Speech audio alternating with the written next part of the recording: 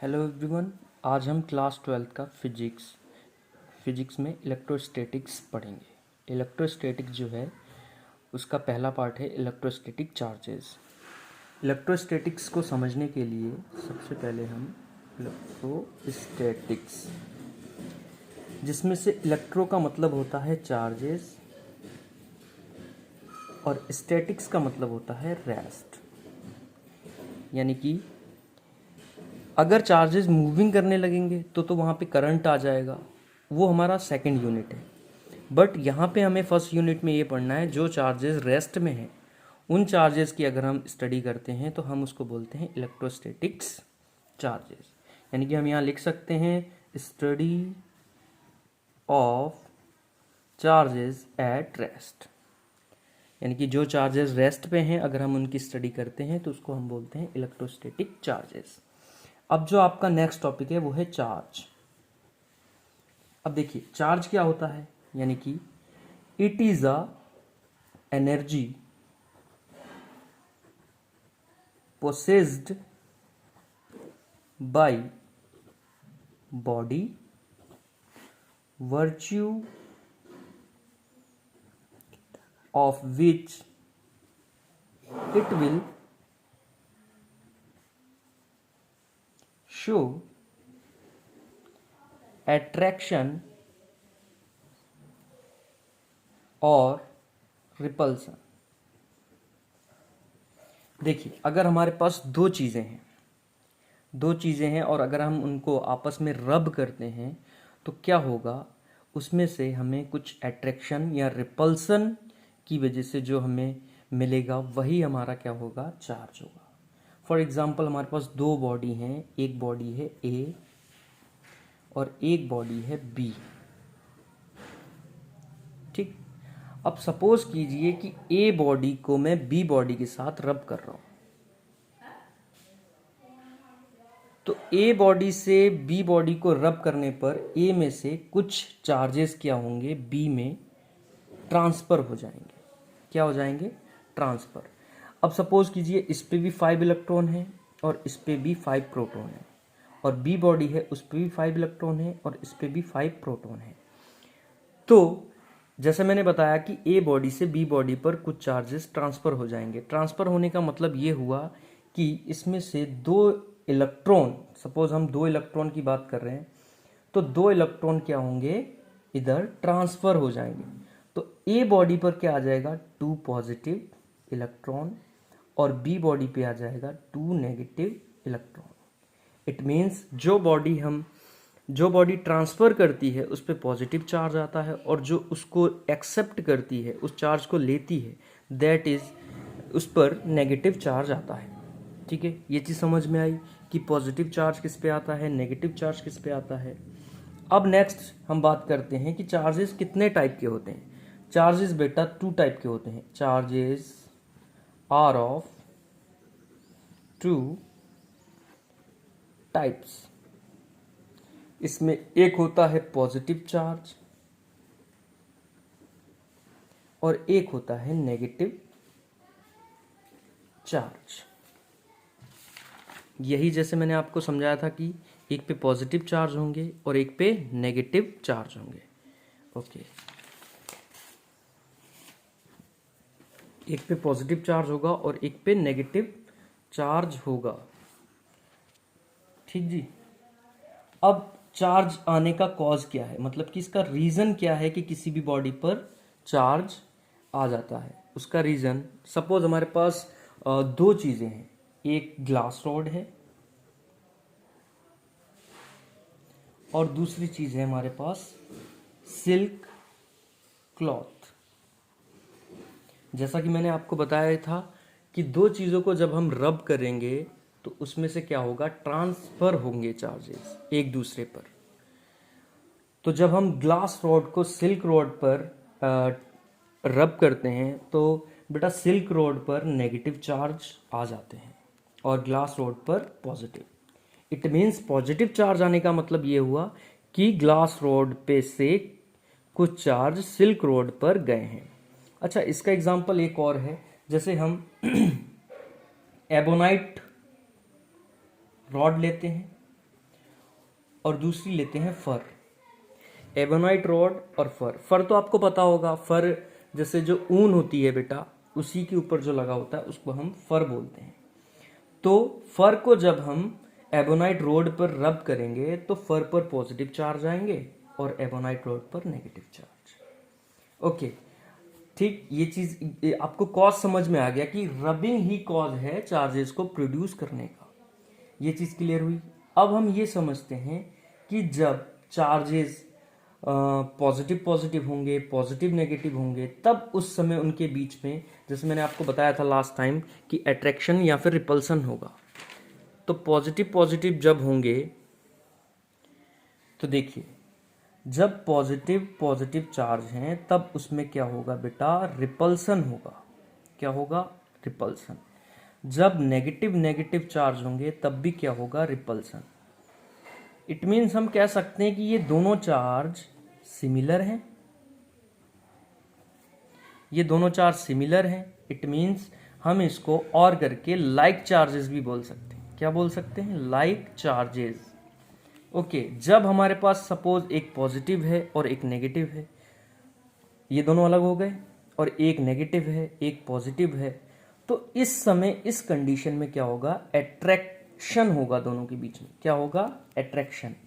अगर positive negative होगा तब भी अट्रैक्शन होगा, नेगेटिव पॉजिटिव होगा तब भी अट्रैक्शन होगा। ओके, अब देखिए, ये दोनों नॉन सिमिलर चार्ज हैं। कैसे चार्ज है, नॉन सिमिलर चार्ज। इसको हम नॉन सिमिलर चार्ज भी बोल सकते हैं, और करके अनलाइक चार्ज भी कह सकते हैं। ओके, इतनी चीज समझ में आई हमें चार्जेस के बारे में, कि चार्जेस जब पॉजिटिव पॉजिटिव होंगे तब कैसे होंगे और नेगेटिव नेगेटिव होंगे तब कैसे होंगे। ओके बे, इसके बाद हम चलते हैं बेटा यूनिट ऑफ चार्ज, यानी कि चार्ज का यूनिट क्या होता है। Okay, unit of charge. जैसे कि यूनिट ऑफ चार्ज में हम इसको मेजर करते हैं कूलाम से। कैसे मेजर करते हैं, कूलाम। इसको C से रिप्रेजेंट करते हैं बेटा, और ये इसका कैसा है, SI यूनिट है। कैसा यूनिट है, SI यूनिट। और उसी टाइप से एक CGS यूनिट होता है, CGS यूनिट। जैसे एक बड़ा यूनिट होता है, एक छोटा यूनिट होता है, जिस टाइप से करके 1 किलोमीटर में 1000 मीटर होते हैं, उसी टाइप से करके इस कूलाम में कितने मतलब कि CGS यूनिट होंगे, या फिर इसका एक कूलाम का CGS यूनिट क्या होगा। तो इसका जो यूनिट होगा, सबसे पहले उसकी बात कर लेते हैं। तो वो यूनिट इसका होगा स्टेट कूलाम। क्या होगा, स्टेट कूलाम। और एक कूलाम में 3 × 10⁹ स्टेट कूलाम होते हैं बेटा। ओके ओके, इतनी चीज समझ में आई। फिर अब हम बात करते हैं बेटा कि इसकी इसमें किस टाइप से करके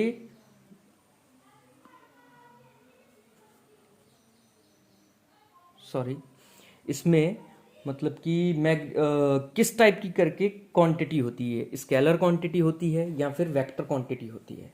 स्केलर क्वांटिटी आपको पता है, स्केलर क्वांटिटी में क्या होगा, स्केलर क्वांटिटी में क्या होगा, ओनली मैग्नीट्यूड होगा।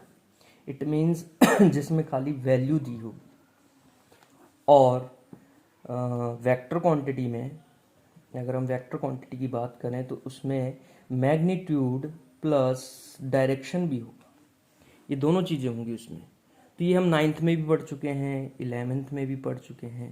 ठीक है, तो ये चीज़ें आपको क्लियर हैं। तो देखिए बेटा, इसमें जो कूलाम होगा, कूलाम का जो यूनिट होगा, यूनिट ऑफ कूलाम क्या होगा, it is a scalar quantity. ये कैसी क्वांटिटी है, स्केलर क्वांटिटी है, क्योंकि इसमें क्या है, सिर्फ इसमें ओनली हम कह सकते हैं कि वैल्यू दी होती है, मैग्नीट्यूड दिया होता है। ओके, अब इस ये जो हमने चार्ज पढ़ा, इसके एप्लीकेशंस क्या क्या होते हैं, इसको देख लेते हैं ज़रा। एप्लीकेशन, जैसे हम बात करें तो पेंट स्प्रेइंग, जैसे कभी भी हम बाइक वगैरह या कार वगैरह लेते हैं तो कार पे हम क्या होता है कि पेंट करवाते हैं। तो पेंट क्यों होता है उस पर, क्यों उस पर चिपक जाता है उसके जो पार्टिकल्स होते हैं, उसका रीज़न यही है कि वो अट्रैक्शन और रिपल्सन वाला जो मैंने अभी बताया कि कुछ चार्जेस क्या होंगे अट्रैक्ट हो जाते हैं और कुछ क्या होते हैं रिपल हो जाते हैं। बट यहाँ पे वो चार्जेस अट्रैक्ट हो जाएंगे क्योंकि हम स्प्रे करते हैं तो उसके जो पार्टिकल होते हैं वो उसके साथ बिल्कुल चिपक जाते हैं किसी भी चीज़ पे, वॉल पे मान लीजिए। अच्छा दूसरा एग्जांपल मैं बताऊं आपको तो जीरोक्स, जब भी हम जीरोक्स करवाते हैं कुछ तो कोई भी हमारे पास कागज़ होगा या पेज होगा, उसके जो पार्टिकल्स होते हैं वो स्याही के वजह से उस पर क्या हो जाता है, चिपक जाते हैं। इसीलिए हम ये सब इसका यूज़ आम जिंदगी में देखते हैं डेली लाइफ में। ठीक है बेटा, अब देखिए, अब जो नेक्स्ट टॉपिक है आपका चार्जेस मास रिलेटिव। ओके, चार्जेस मास रिलेटिव का मतलब क्या हुआ कि सपोज हमारे पास दो चार्ज हैं, एक है पॉजिटिव चार्ज और एक है नेगेटिव चार्ज। ये देखिए पॉजिटिव और एक है नेगेटिव। सपोज इस पॉजिटिव चार्ज से कुछ इलेक्ट्रॉन इधर मूव हुए, ये सपोज ए है और ये बी है, यानी कि ए से कुछ चार्जेस बी में अगर ट्रांसफ़र हो रहे हैं या फिर आप ऐसा कर सकते हैं कि कह सकते हैं कि मूव हो रहे हैं, तो इसके मास पर, ए वाले बॉडी के मास पर क्या इफेक्ट पड़ेगा। तो ए वाले बॉडी के मास पर ये इफेक्ट पड़ेगा बेटा कि इसका जो मास होगा वो कम हो जाएगा। क्या होगा, कम। कैसे होगा, सपोज कि ऐसा मान लीजिए कि इधर 10 लोग हैं और इधर भी 10 लोग हैं। ठीक, अगर यहाँ से 2 लोग इधर आ जाएंगे तो इधर 12 लोग हो गए और इधर 8 लोग बचे। ठीक है जी, तो ये 8 लोग इधर से इधर गए तो इट मीन्स यहाँ से क्या हुआ, उनका मास भी ट्रांसफ़र हुआ, उनके साथ साथ उठे अगर वो, उनका मास अगर ट्रांसफ़र हुआ है तो इट मीन्स वो भी क्या हुए हैं कि इसी टाइप से करके किसी भी बॉडी को अगर हम रब करते हैं आपस में, अगर उस पर पॉजिटिव चार्ज आता है तो इट मीन्स उसका जो मास है वो भी कम हो जा रहा है। अच्छा, इसके साथ साथ मैं आपको एक चीज़ और बता दूं कि चार्ज ऑफ इलेक्ट्रॉन क्या होता है। Charge of electron, charge of electron जो होता है वो बेटा 1.6 इंटू 10⁻⁻19 कूलम। अच्छा, इसी टाइप से करके चार्ज ऑफ प्रोटॉन, बट ये नेगेटिव होगा और ये पॉजिटिव होगा, 1.6 इंटू 10⁻⁻19 कूलम। उसी टाइप से करके मास ऑफ प्रोटॉन कितना होगा, ये होगा 1.67 इंटू 10⁻⁻27 kg। और मास ऑफ इलेक्ट्रॉन क्या होगा, 9.1 इंटू 10⁻31 kg। अच्छा, ये चीज़ें मैं आपको इसलिए बता रहा हूँ, आप सोच रहे होगे कि ये सर हमें क्यों बता रहे हैं। ये इसलिए मैं आपको एक्सप्लेन कर रहा हूँ क्योंकि आपको ये चीज़ें आम चीज़ें हैं, ये आपको पता होनी चाहिए। आपको एग्ज़ाम में ये सब वैल्यूज़ दी होती हैं, but many of the time आपको ये चीज़ें नहीं भी दी होती हैं, तो उस समय आपको ये चीज़ें काम आ जाती हैं। Okay, thank you very much.